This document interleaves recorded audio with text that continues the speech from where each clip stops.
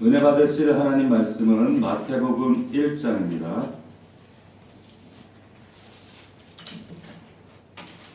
마태복음 1장 18절부터 25절까지의 말씀을 우리 함께 저와 여러분들이 번갈아가며 교독하도록 하겠습니다.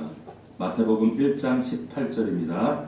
예수 그리스도의 나심은 이러하니라. 그의 어머니 마리아가 요셉과 약혼하고 동거하기 전에 성령으로 잉태된 것이 나타났더니 그의 남편 요셉은 의로운 사람이라 그를 드러내지 아니하고 가만히 잉태하더라. 이 일을 생각할 때에 주의 사자가 현몽하여 이르되 다윗의 자손 요셉아 내 아내 마리아 데려오기를 무서워하지 말라. 그에게 잉태된 자는 성령으로 된 것이라. 아들을 낳으니 그 이름을 사라. 이는 그가 이 모든 일이 된 것은 주께서 선지자로 하신 말씀을 이루려 하심이니 이르시되 보라 처녀가 잉태하여 아들을 낳을 것이요 그의 이름은 임마누엘이라 하리라.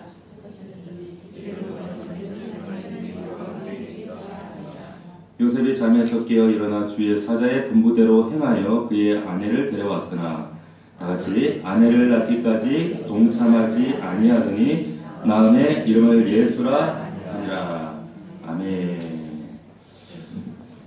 오늘 본문의 말씀을 근거로 해서 임마누엘 이와 같은 제목으로 하나님 말씀 은혜를 나누도록 하겠습니다. 1999년도에 우리나라에 영국의 엘리자베스 여왕이 방문을 했던 적이 있었죠. 그때 대대적으로 많은 사람들에게, 특별히 정재계 고위 그 아주머니들한테 화두가 됐던 그런 말이 있었습니다. 그게 뭐냐? 곱게 늙자. 곱게 늙자였어요. 그러니까 엘리자베스 여왕을 보니까 저렇게 나이가 많은데도 기품이 있고 우아하고 너무 멋있다. 야, 우리도 늙으려면 저렇게 늙어야 되지 않겠느냐? 그래서 곱게 늙자. 그런 얘기들이 한참 많이 나왔었습니다. 그때 당시에 여왕이 우리나라를 방문했을 당시 그때 의전 품목을 보면 어마어마해요. 보니까 뭐 전속 미용사예, 그리고 수행원, 경호원, 그리고 또 가는 곳마다 매 행사 때마다 항상 2벌 내지 3벌씩 갈아입을 옷들, 그리고 또 만인의 경우를 대비해서 입을 상복, 그리고 아무 변기, 화장실에 갈 수 없기 때문에 전용 화장실 변기, 그뿐만 아니라 또 갑작스러운 어떤 의료 사고라든지 아플 수 있기 때문에 첨단 의료 장비들이 갖추었대요. 근데 이런 저런 것들 뭐 다 합치니까 그 여왕 의전에 필요한 그 짐들이 무게가 2,000kg가 넘더라는 거예요. 그 운영 비용만, 그리고 운송하는 비용만 우리 돈으로 한 30억 원이 됐다, 그렇게 얘기를 합니다. 언론의 보도였습니다. 자, 그러다 보니까 엘리자베스 여왕이 가는 곳마다 난리가 나죠. 어떤 의전일까? 어떤 모습일까? 그래서 좀 지역마다, 그리고 나라의 고위 관료들이 어떻게든 한번 만나보려고, 사진이라도 한번 찍어보려고 기자들이 몰리고 난리 법석이 아니었습니다. 여러분, 제가 왜 이런 얘기를 하는가 하면, 지금 우리가 살고 있는 이 지구가 태양계죠, 그죠? 이 태양계가 사실은 전 우주, 은하계에 비춰보면 사실 먼지만도 못해요. 먼지만도 못한 그 태양계 안에 지구는 더 먼지 같겠죠. 더 먼지 같은 그 지구 안에 영국이라는 나라는 사실 보여지지도 않습니다. 그 작은 나라에 영국 여왕이 행차했을 때 온 세계가 난리가 나요. 떠들썩해요. 나라가 들썩들썩거립니다. 그런데 만왕의 왕이신 예수 그리스도, 정말 이 인류의 모든 죄를 감당하시기 위해서 이 땅에 오신 예수가 이 땅에 왔는데, 사실은 세상이 너무 무지몽매하게 무관심해요. 관심이 없습니다. 너무 조용해요. 그저 각자 자기들이 즐기는 그냥 성탄의 의미, 나름의 의미를 부여해서 먹고 즐기는데 이 성탄을 소모하고 있습니다. 여러분, 모레가 성탄절이잖아요. 해마다 교회가 12월 25일을 성탄절이다 이렇게 우리가 지키고 있는데, 사실 12월 25일 정확하게 예수님이 태어나신 날은 아무도 알 수가 없습니다. 정확하지 않아요. 혹자들은 아마도 대략 3월이나 4월경이다 이렇게 얘기를 하지 12월 25일이 정확한 날짜는 아닙니다. 그런데 이 크리스마스가 어떻게 오늘날 우리 성탄절이 되었는가? 기원 후 주후 4세기경 막 이제 기독교가 이제 지하 땅굴에 있다가 카타콤에 숨어서 지내다가 외부 세계에 나오면서 이제 공인화됐죠. 303년에 그때 공인되면서 그때 당시 그 로마는 태양신을 섬기는 이교도들이 굉장히 그 이교 신앙이 팽배해 있었습니다. 그런데 이 그리스도의 복음이 전파되고 기독교 신앙이 확장되어지면서 그 로마 안에 있던 교회와 성도들이 그 이교도들이 섬기던 태양신, 그 태양신, 야 너희들이 믿는 태양신 그게 참 신이 아니야. 그게 참 하나님이 아니라 영적인 의미로는 진정한 태양은 지금 우리가 믿는 이 하나님, 이 성경 안에 있는 이 하나님이 진짜 하나님이야. 예수 그리스도가 하나님이야. 이렇게 그들에게 말하면서 그 태양신의 절기가 성탄절로 이렇게 바뀌어지게 된 거예요. 그래서 우리가 크리스마스, 엑스마스라고 하죠. 크리스토스 마스. 이 말은 마스라고 하는 의미는 예배라고 하는 의미입니다. 그리스도께 예배하는 날이다 이 말이에요. 진짜 예배하는 날이다 이런 뜻입니다. 오늘날 두 개의 크리스마스 의미가 있습니다. 말씀드렸던 대로 크리스마스, 그리스도를 향하여서 진정한 예배를 드리는 날. 두 번째, 세상 사람들이 바라보는 의미는 뭐냐? 말 그대로 엑스마스예요. 무슨 말이냐? 수학의 미지수가 X예요. 무슨 뜻인지도 모르고 그냥 노는 거예요, 그냥. 이 두 가지 의미가 있어요.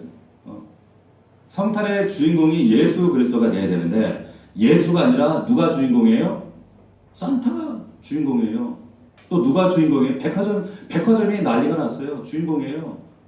이 성탄절 때만 되면 얼마나 성탄 베이비들이 많은지 몰라요. 타락이 절정에 이릅니다. 자, 그래서 종교 개혁자들, 우리 그 초대교회 역사를 보면 이후에 종교 개혁자들은요, 이 성탄절을 별로 달가워하지 않았습니다. 그래서 성탄절기를 지키지 않았어요. 날짜가 정확하지 않았던 이유도 있지만, 원래 태양신을 섬기는 이 미신적인 그런 의미가 많았기 때문에, 그리고 오히려 이 절기를 통해서 타락하는 일들이 많았기 때문에 초기 종교 개혁자들은 루터나 칼빈 같은 많은 개혁자들은 이 성탄절을 굉장히 달가워하지 않았습니다. 그래서 오늘날 그 기독교 안에서도 오늘날 교회 안에서도 이 성탄절 폐지하자라고 하는 운동이 일각에 있습니다. 그러나 그럼에도 불구하고 우리 교회가 한국 교회가 이 성탄절을 지키는 이유가 무엇인가? 왜 지키는가? 그런 겉으로 나타나는 현상보다 중요한 것은 본질의 내용이에요. 예수 그리스도가 이 땅에 왜 인카네이션 하셨는가? 세상 어떤 이방 종교에도 들어보지 못했던 하나님이 자신이 만든 인간을 위해 이 땅에 뛰쳐내려오셨다? 라고 하는 이 성탄, 성육신의 사건, 이것이 결국 우리의 구원과 새로운 생명과 새로운 창조를 이루어낸 이 놀라운 사건이라는 것, 이것을 우리가 되새길 필요가 있기 때문에 한국 교회가 굳이 이것을 없애지 않는 것입니다. 우리 교회도 마찬가지예요. 오늘 말씀을 통해서 우리가 다시 한번 성탄절의 의미가 뭔가, 진짜 하나님께서 우리에게 이 거룩한 성탄을 통해서 의도하신 하나님의 마음이 무엇인가 깨닫는 시간 될 수 있기를 주의 이름으로 축원합니다. 이 성탄의 정의가 뭔가, 저는 이 성탄은 하나님이 내 편 되어 주신 사건이다 이렇게 정의하고 싶어요. 뭐라고요? 하나님께서 내 편이 되어 주신 사건이다. 사람이 내 편 되어줘도 얼마나 힘이 나고 든든하고 기분이 좋아요. 그렇지 않습니까? 하물며 하늘 보좌에 계신 하나님이 절대자가 내 편이 되어 주신다? 얼마나 대단한 일입니까? 여러분, 우리가 잘 아는 그 장발장 나오는 그게 뭐죠? 빅토르 위고의 레미제라블이라고 하는 그 명작 소설이 있습니다. 빵을 훔치다가 체포돼서 감옥에 간 장발장, 긴 이 감옥 생활을 마치고 정말 세상을 향한 그 분노와 증오와 적대감을 가지고 이제 사회에 나오잖아요. 그 사회에 나와서 전과자의 이 딱지를 가지고 사회에 나왔을 때 이 장발장을 환호해 주는 사람이 아무도 없었습니다. 근데 그때 한 사람만 누구였어요? 밀레르 주교였죠. 이 밀레르 주교가 이 장발장을 환대해줘요. 죄의 본성을 가진 이 인간을 대표하는 상징하는 이 장발장이 근데 그 주교의 사랑을 배신하고 은접식을 쳐가지고 도망간단 말이에요. 근데 경찰에 잡혔어요. 야, 너 이거 어디서 났어? 어디서 났어? 아, 우리 저 밀레르 주교가 나에게 준 거라고.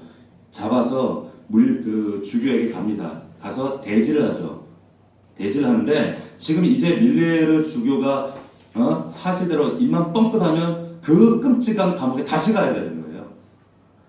근데 그 순간 바로 그때 장발장이 밀레르 주교에게 놀라운 말을 듣게 됩니다. 그게 뭐였어요? 내가 준 것은 이 은접시만 준 게 아니라 은촛대도 주었는데 왜 은접시만 가지고 갔는가? 장발장이 이 죄에 대한 심판과 정죄와 형벌만 가득한 이 세상 가운데서 난생 처음으로 자신을 용납해주는 자기 편이 되어주는 은혜를 경험했던 순간이었어요. 이 사건 때문에 장발장 인생이 전환됩니다. 한 사람 편 들어주는 사건만으로도 한 사람의 인생이 달라져요. 하물며 하늘에 계신 하나님이 내 편 되어주신다. 정죄받고 죽을 수밖에 없는 나를 그 마귀의 정죄로부터 내 편이 되어주신다. 이런 사실을 깨달을 때 바뀌지 않을 인생이 어디 있겠습니까? 어디 있겠습니까? 우리 사랑하는 여러분, 예수님께서 이 땅에 내려오신 이 사건, 성육신의 사건, 단순히 뭐 세상 사람들이 말하는 것처럼 뭐 선물을 나누고, 뭐 촛불을 들고, 뭐 신문 사인을 하고 이런 사건이 아니라 이 사건은 우리가 감히 내 머리로 다 담을 수 없는 놀라운 은혜의 사건이라는 거예요. 그분이 이 땅에 오셔서 대신 나를 위해서 내가 지불해야 될 그 죄값을 지불하시고 나를 위해서 십자가에 죽으시러 이 땅에 뛰쳐 내려오신 날이다. 뭐 자격이 있어서요? 우리가 뭐 편 들어줄 만한 그런 자격이 있어서 편 들어주시는 건가요? 아니라는 거예요. 상식적으로 보면 정말 무모한 사랑입니다. 그런데 무조건적인 은혜예요. 이 은혜를 입고 있는 것이 저와 여러분들입니다. 자, 오늘 본문을 통해서 이 성육신하신 성탄의 의미가 무엇인가 두 가지만 우리가 짧게 나눴으면 좋겠습니다. 두 가지. 첫 번째는 예수, 그리고 임마누엘. 자, 21절 한번 보십시오. 1장 21절 다시 한번 읽어봅시다. 시작. 아들을 낳으리니 그 이름을 예수하라. 이는 그가 자기 백성을 그들의 죄에서 구원할 자이심이라 하니라. 예수가 무슨 뜻이라고요? 자기 백성을 죄에서 구원한다는 거예요. 건져낸다는 거예요. 이 예수라는 이름의 뜻이 뭡니까? 히브리어로 여호수라는 뜻이에요. 여호수아.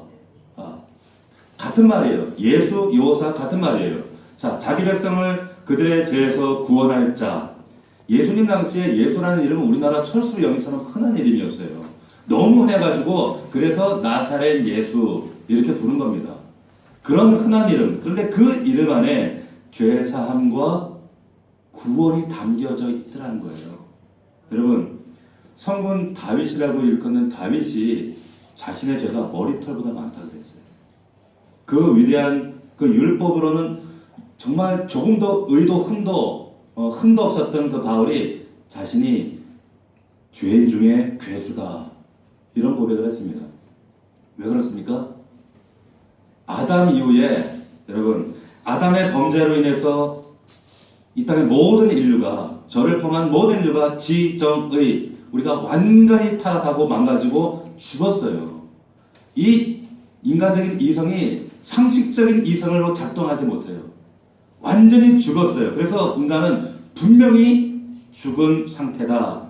에베소서 2장 1절에 이와 같은 말씀이 있습니다. 그는 허물과 죄로 죽었던 너희를 살리셨도다.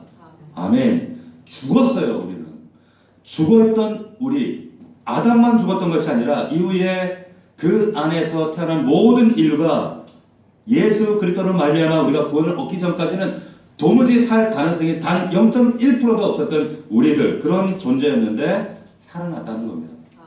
살아났다는 거예요. 여기서 죄와 허물과 죄라고 하는 것은 아담을 통해서 인류에게 부과된 그 원죄, 인간이 도무지 해결할 수 없는 이 원죄 때문에 우리가 다 죽게 됐죠. 그런데 이 아담과 하와가 지은 원죄, 어떤 분은 그러시더라고. 그놈의 자식 때문에 괜히 우리가 이렇게 교회 나와야 되고 고생하는 거 아니냐고. 그 의미가 아니에요. 성경에 나오는 이 아담과 하와는 그게 누구냐? 바로 나예요, 나.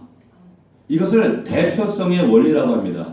이 죄가 왜 심각한가 하면 그 두 사람의 범죄로만 끝나는 것이 아니라 그 죄가 사실은 나의 죄라는 거예요.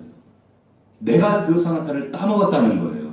인류의 시조인 그 아담과 하와가 우리의 대표자가 된 것, 대표자가 되었다. 여러분, 신안 앞바다에서 그물을 가지고 고기를 잡았어요. 그런데 고기가 죽었어. 뱃속에 알이 죽었어요, 살았어요? 죽었어요, 살았어요? 다 죽은 거예요. 이게 대표성의 원리예요. 자, 아담과 하와가 개인적으로 선악과를 따가지고 내가 먹은 것이 아니라 모든 인류를 대표하는 자격으로 따먹은 거예요. 여러분들 그 에덴에 갔다 왔는데 여러분도 따먹어요. 사실은 그 선악과가 오늘날 내 안에 여전히 있어요. 여전히 내가 따먹고 있어요. 주님을 몰랐을 때. 이것이 대표성의 원리입니다. 때문에 이 아담과 하와를 통하여 이 유전된 이 범죄, 죄, 악들이 여러분 그 결과로 태어나는 족족 모든 인류는 죄인으로 태어나는 거예요. 그래서 다윗의 시편의 51편에 보면 이런 말씀이 있죠. 내가 죄악 중에서 출생하였으며 어머니가 죄 중에서 나를 잉태하였나이다. 이 말이 이 뜻이에요. 우리는 도무지 이 죄악된 몸에서 해결할 방법이, 벗어날 방법이 없다는 겁니다. 이 전적인 죄인의 모습, 그래서 이것을 전적 타락한 존재다, 전적 무능력한 존재다, 이렇게 말씀하는 겁니다. 에베소서 2장 2절 3절 말씀에 보면 그래서 이 전적 타락한 인간의 결과가 무엇이냐 이렇게 말씀합니다. 자 보세요. 그때에 너희는 그 가운데서 행하여 이 세상 풍조를 따르고 공중의 권세 잡은 자를 따랐으니 곧 지금 불순종의 아들들 가운데서 역사하는 영이라. 전에는 우리도 다 그 가운데서 우리 육체의 욕심을 따라 지내며 육체와 마음의 원하는 것을 하여 다른 이들과 같이 본질상 진노의 자녀였더니. 자, 공중 권세 잡은 사단의 자녀였대요. 그리고 본질상 진노받을 수밖에 없는 자녀였다는 거예요. 인간 스스로의 자력으로는, 힘으로는 고행을 하든 어떤 노력을 하든 선을 행하든 이 죄의 문제, 이 영원한 사망의 문제를 해결할 수 없다. 이 말씀을 하고 있는 거예요. 죽은 사람한테 너 일어나! 이런다고 죽은 사람이 일어나요? 우린 죽었기 때문에, 죄와 허물로 죽은 존재이기 때문에 우린 일어날 수가 없는 거예요. 이처럼 인간이, 타락한 인간은 결단코 스스로 일어날 힘이 없고 문자 그대로 완전히 부패하고 쓸모없는 그런 상태. 그런데 해결할 방법은 뭐예요? 그 사람을 창조하신 하나님께서, 생명을 불어넣으신 그 하나님께서 다시 살려주셔야만 사는 거예요. 그래서 여러분, 인간의 어떤 행위나 노력이나 방법이 아니라, 이런 쓸데없는 짓이 아니라 하나님께서 이 문제를 해결하기 위해서 그 아들을, 여러분, 그 광야를 통해서, 성전을 통해서 양을 잡고 염소를 잡고 소를 잡았던 번제, 영원한 번제가 되시는, 속죄제가 되시는 아들을 이 땅에 보내는 거예요. 어린 양으로. 할렐루야. 이게 십자가 사건이에요.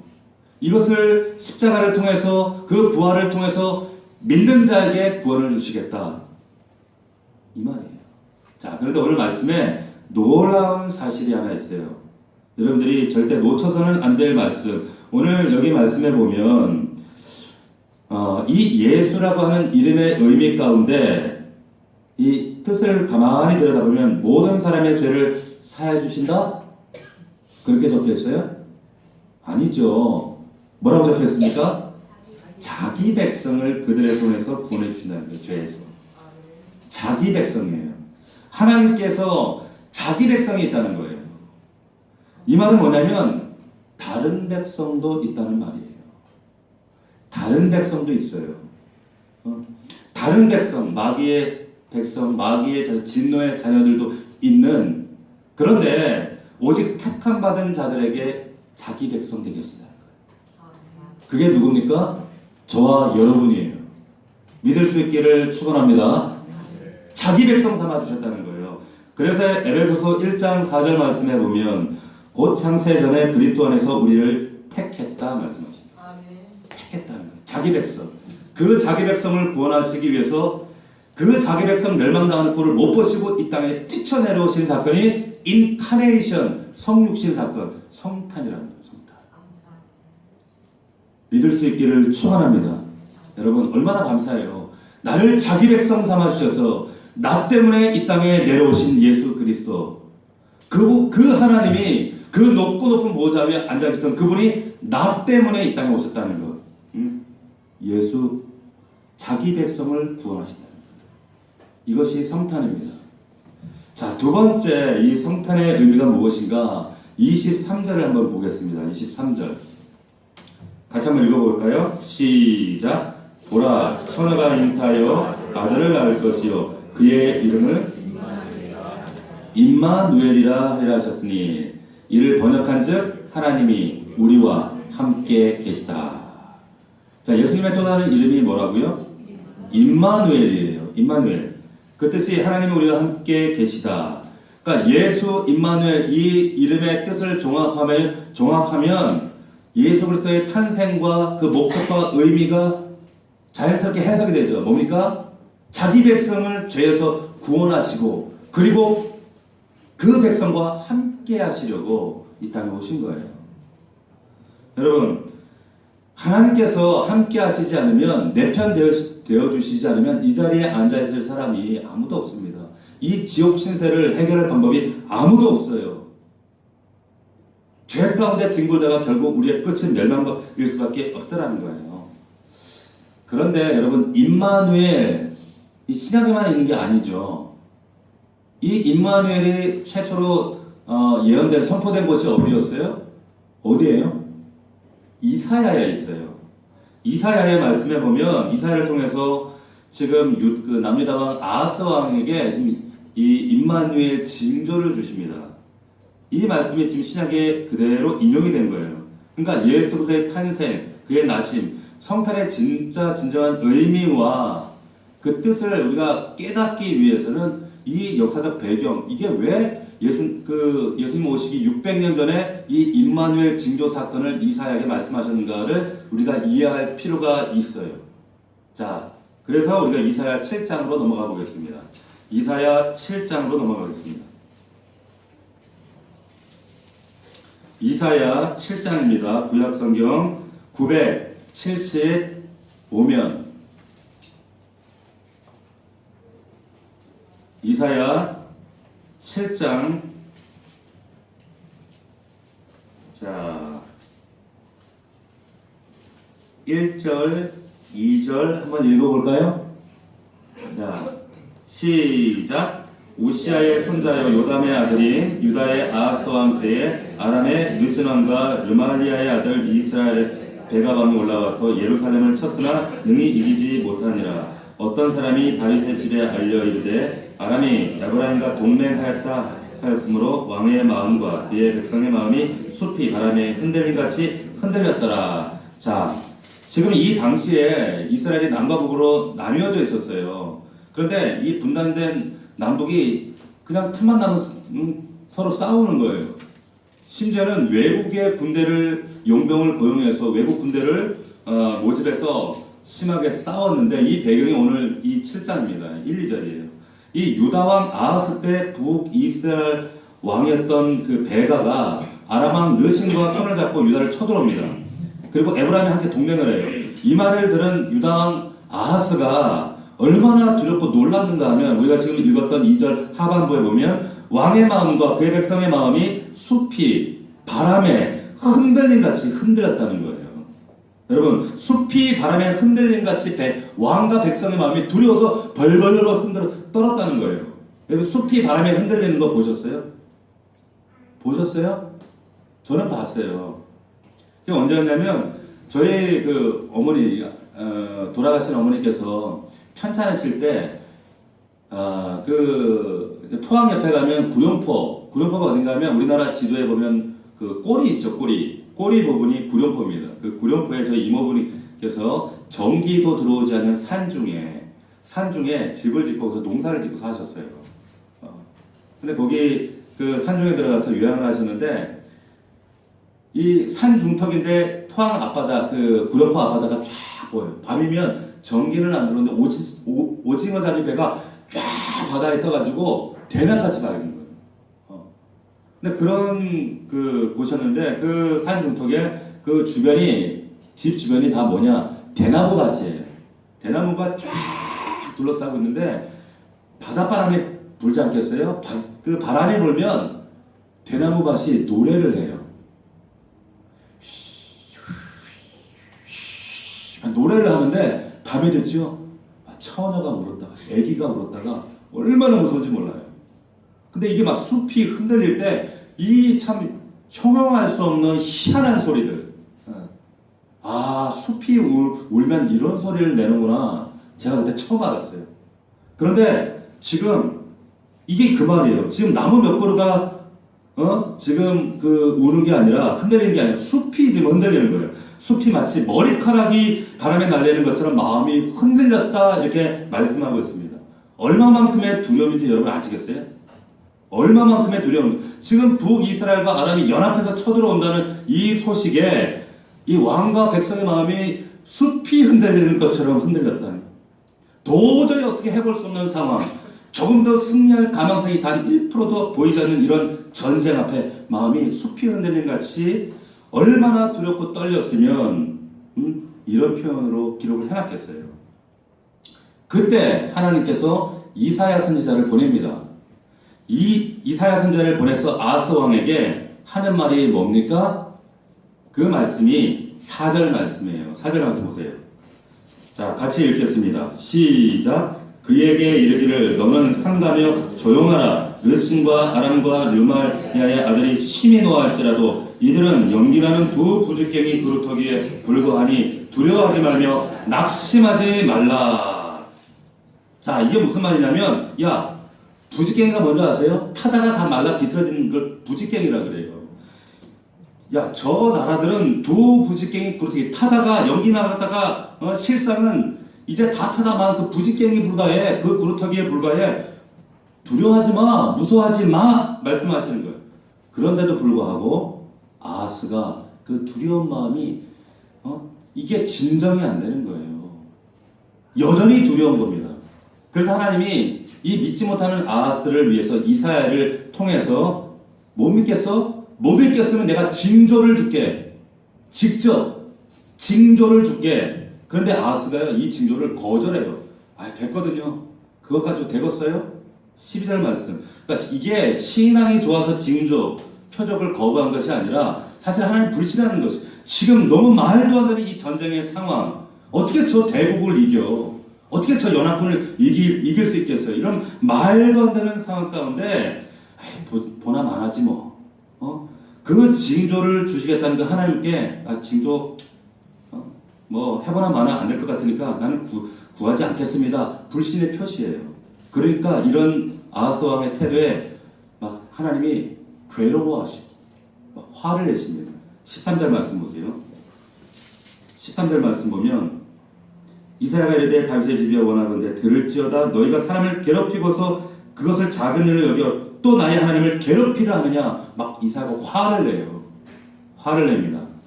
자, 그리고 내 말을 못 믿겠다는 거야? 징조를 준다니까?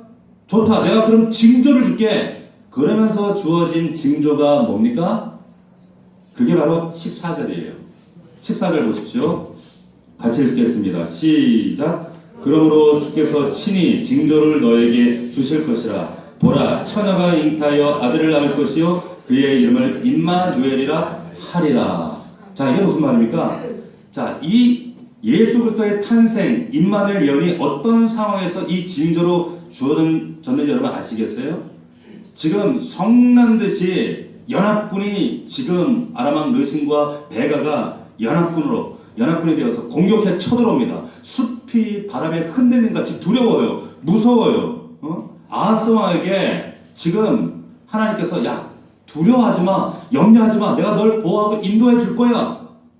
그 증거로 이 징조를 주시는 거예요. 자, 여기서 우리가 성탄의 의미를 여기서 깨달을 수 있어야 됩니다. 이게 무슨 의미인가? 이 사건이 갖고 있는 뜻은 바로 이겁니다. 자, 보세요. 지금 남유다가 겪고 있는 현실을 보십시오. 결코 절대로 승리할 수 없는 현실, 불가능해요. 도저히 어찌 해볼 수 없는 이 현실, 이 불가능한 현실과 그러나 하나님이 걱정하지 말라고 친히 내려주신 이 처녀 징조, 동정녀 징조, 이 둘 중에 여러분 어느 쪽이 더 불가능한 사건이에요? 어느 쪽이 더 불가능한 사건이에요? 보세요. 전쟁은요, 아무리 대군이 있어도 소군이 이기는 경우가 있어요. 전략을 잘 세우고 더 용맹한 군사들이 더 큰 군대를 이길 수 있어요. 이건 가능해요. 하지만 여러분, 처녀가 애를 낳는다는 건 있을 수 없는 일이에요. 들어보지도 못한 일이에요. 말도 안 되는 일이에요. 지금 아하스 왕은 유다가 연합군의 공격에 맞서 싸운다는 것, 우리는 끝났어. 있을 수 없어. 하나님의 약속을 못 믿고 있습니다. 못 믿고 있어요. 아무리 하나님이 그들이 야 영리다는 부직경이 그루터기에 불과해 두려워하지 마 라고 말씀하셨을지라도 믿지 못하는 거예요. 그 아하스 왕에게 하나님이 친히 보여주시는 징조, 네가 지금 도저히 불가능하다고 지금 생각하는 이 영적 전쟁, 이 영적 전쟁의 승리보다 사실 더 불가능한 것은 이 처녀가 애를 낳는 것, 내가 이것을 이름으로 나의 약속이 얼마나 신실한지 이 징조를 통해 하나님이 하나님 되심을 내가 증명해내고야 말겠다 라고 하시는 것이 임마누엘이에요. 할렐루야. 이해되시겠어요? 야, 어떤 게 이루어지지 않을 사건이냐, 어떤 게 더 불가능하냐, 나는 이 더 불가능한 사건을 내가 반드시 이루고서라도 나는 너의 하나님이 되겠다, 영원히 너와 함께 하시는 임마누엘의 하나님이 되겠다 라고 하시는 말씀이 이 말씀이에요. 처녀가 아이를 낳는다. 하나님이 이걸 이루고야 말겠다. 그래서 확실히 너희들의 이 남유다를 보호해 내고야 말겠다라고 합니다. 여러분, 우리가 해마다 이 12월 25일 성탄절을 지키고 있습니다. 이때 우리가 누려야 될 메시지가 여기 담겨 있는 거예요. 첫 번째는 예수, 자기 백성, 나를 구원하신 그 하나님. 또 하나는 뭡니까?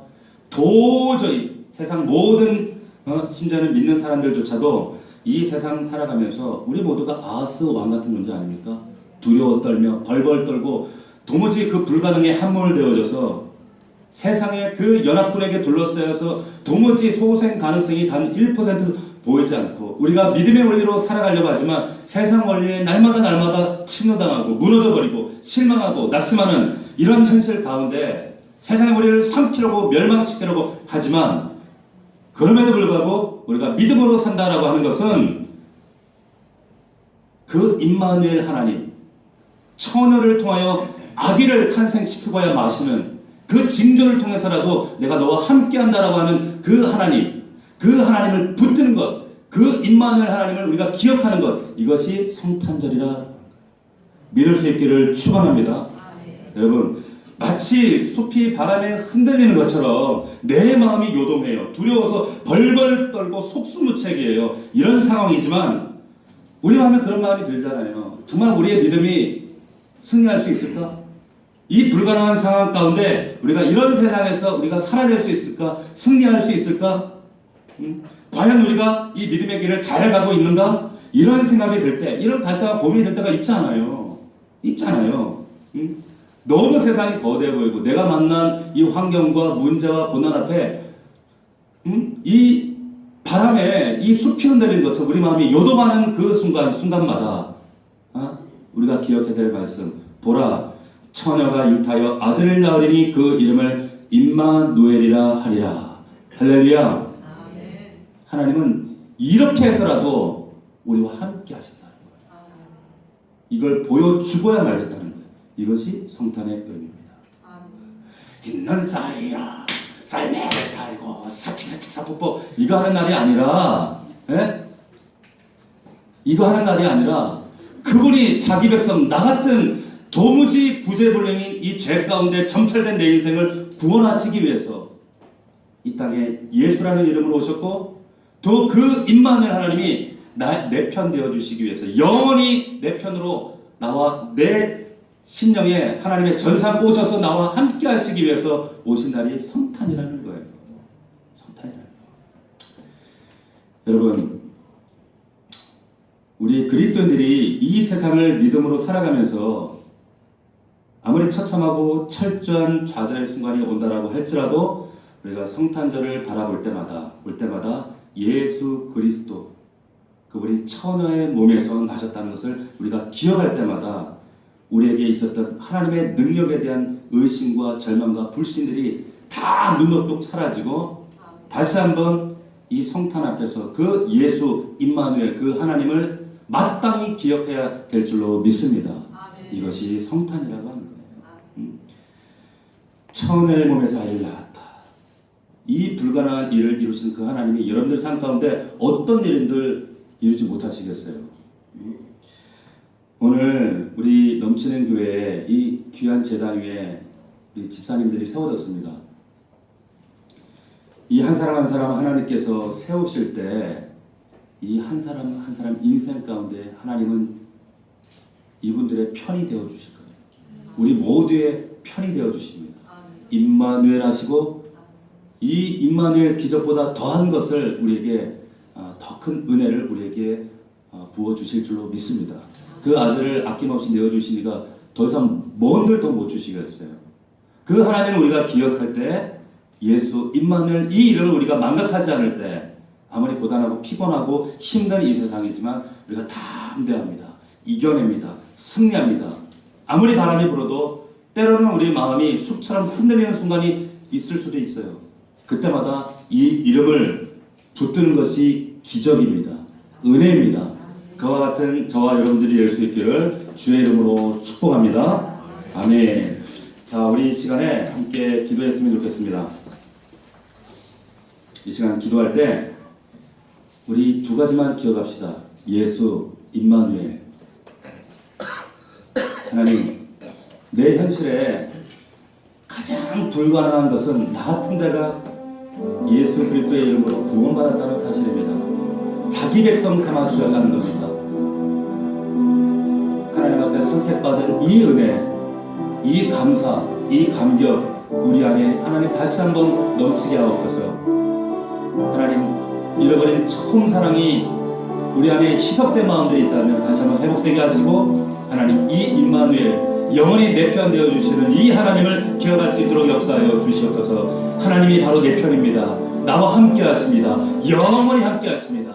하나님, 내 삶에 어떤 불가능한 사건들이 나를 압도한다 할지라도 처녀가 잉타여 아들을 낳는 이 징조를 통하여 하나님은 확고히 변함없이 오늘도 영원토록 나와 함께 하시는 반드시 영원한 하나님의 생명과 승리로 나를 지켜주심을 믿습니다. 이 말씀을 우리가 기억하고 하나님 우리가 그 믿음 안에 붙들려 살겠습니다. 아버지 역사하시고 인도하여 주시옵소서. 그러한 우리 넘치는 교회가 되기를 원합니다. 우리 그런 마음으로 함께 결단하며 기도하겠습니다. 우리 다 함께 통성으로 기도합니다. 살아계신 아버지 하나님 감사합니다.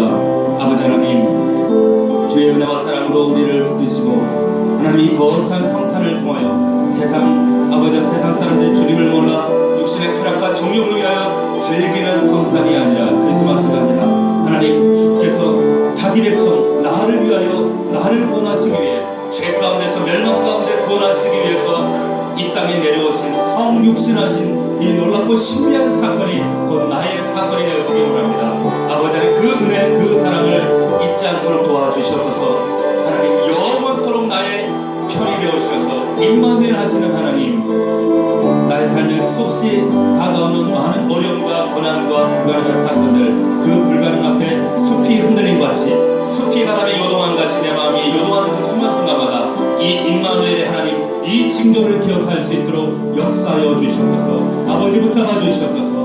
우리 모든 성도들에게 예수 그리스도 그 임마누엘 하나님을 기억할 수 있도록 도와주시옵시고, 하나님 이 믿음 가지고 이 신앙 가지고 하나님 가정과 일과 삶 속에서 믿음으로 승리하는 우리 믿음에 넘치는 공동체 될 수 있도록 축복하여 주시옵소서. 아버지 하나님, 세상 사람들이 이 성탄절날 아버지는 죄악 가운데 아버지는 무너지고 하나님 정말 하나님을 그 마음을 찢어놓는 이 성탄절 가운데 우리 믿음의 성도들은 하나님 앞에서 온전히 거룩하게 경건하게 이 아름다운 성탄을 주님께 영광을 올려드릴 수 있도록 아버지 인도하여 주시옵시고, 죽어는 수많은 영혼들을 향하여서 무관심하지 아니하며 영혼들을 살리는 하나님 이 임마누엘의 하나님을 증거할 수 있는 우리 믿음의 종들이 다 될 수 있도록 아버지 축복하시고 역사하여 주시옵소서.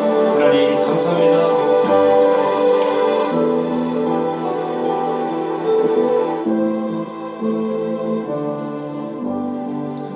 좋으신 아버지 하나님, 거룩한 성탄 주님께서 이 땅에 육신의 옷을 입고 내려오시지 않으면 안 되었을 만큼 이 절박한 영혼 구원의 이 사명을 위하여서 이 땅에 오신 그 주님의 놀라운 은혜를 생각할 때 감사와 찬양과 영광을 올려드립니다. 하나님, 예수 자기 백성을 저들의 죄에서 구원하시기 위해서, 건져내시기 위해서 이 땅에 오신 주님, 그리고 영원히 내 편 삼아 주셔서 당신 편에서 나를 지키시고 변호하시고 보호하시고 인도하시기 위하여 성령 하나님을 통하여 이 놀라운 은혜를 알게 하시고 깨닫게 하신 주님, 이 임마누엘 하나님을 우리가 날마다 기억할 수 있도록 주님이 역사하시고 인도하여 주시옵소서. 아무리 고단하고 피곤하고 내 삶을 내리누르는 수많은 불가능한 사건들, 두려운 사건들이 우리를 압도해 온다 할지라도 아버지 하나님, 이 임마누엘을 기억하면서 이 임마누엘의 징조를 기억하면서 하나님 능히 우리의 모든 불가능을 이기게 하실, 승리케 하실 그 하나님을, 그 승리의 하나님을 우리가 묵상하며 우리의 삶 가운데 반드시 승리하는 우리 믿음의 종들이 다 될 수 있도록 축복하여 주시옵소서. 기싸옵고 예수님의 이름으로 기도하옵나이다. 아멘.